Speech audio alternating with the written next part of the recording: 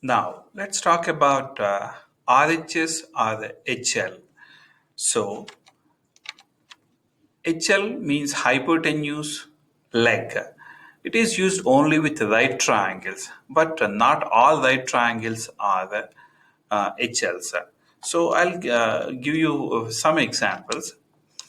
Let's take in detail. RHS are right angle hypotenuse side. RHS stand for right angle hypotenuse side.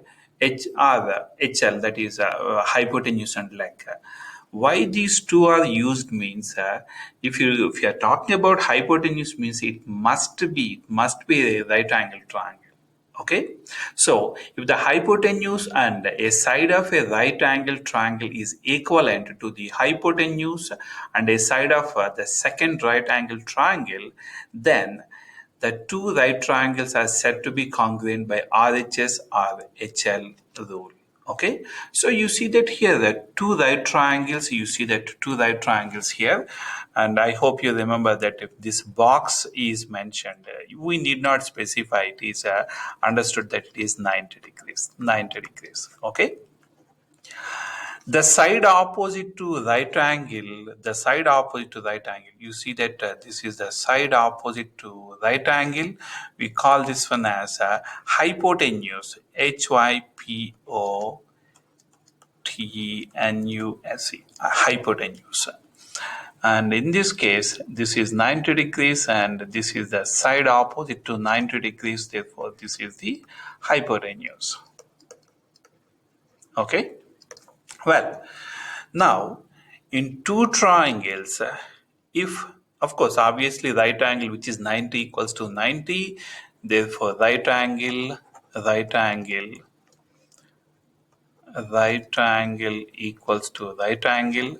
Next, hypotenuse equals to hypotenuse, and side equals to side. I see that here YZ equals to ST, right?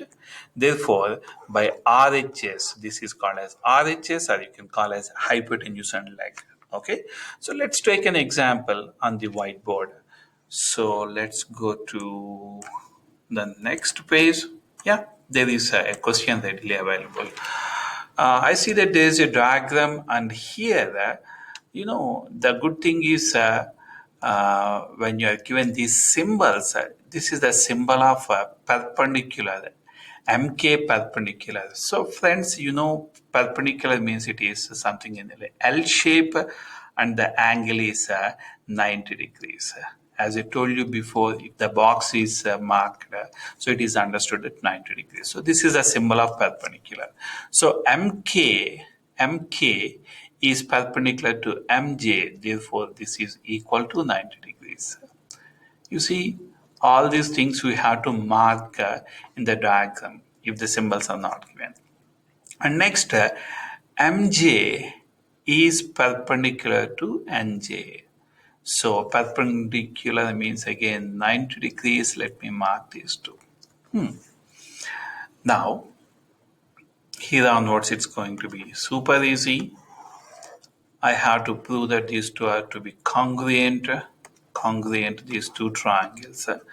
So this is my statement part and this is my reason part. Let me move, I'm sorry. Let me move this part a little here. Okay.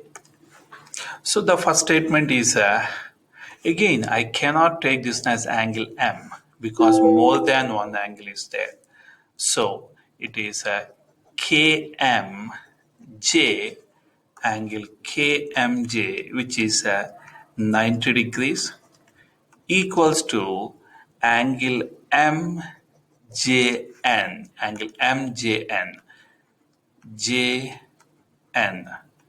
each 90 degrees. How do you know? It is given in the question. It's given in the question that they are perpendicular. So right angle equals to right angle. Next, hypotenuse. Friends, do you see that MN is equal to kj. How do you know? You can see the symbols that are marked. So mn line segment, mn equals to line segment, jk or kj, whatever you call it. How do you know? Means this is also given. Just now we discussed that the side opposite to 90 degrees. So the side opposite to 90 degrees, we call this one as a hypotenuse. The side opposite to 90 degrees is known as hypotenuse. Therefore, hypotenuse equals to hypotenuse. Several times I told you that whenever two triangles are given together, that means they're attached. If you see something common, something same that belongs to both, I see that here mj side mj is equals to mj by reflexive property. This is one of the sides of both the triangles. So I can say that by RHS congruency, these two triangles are congruent.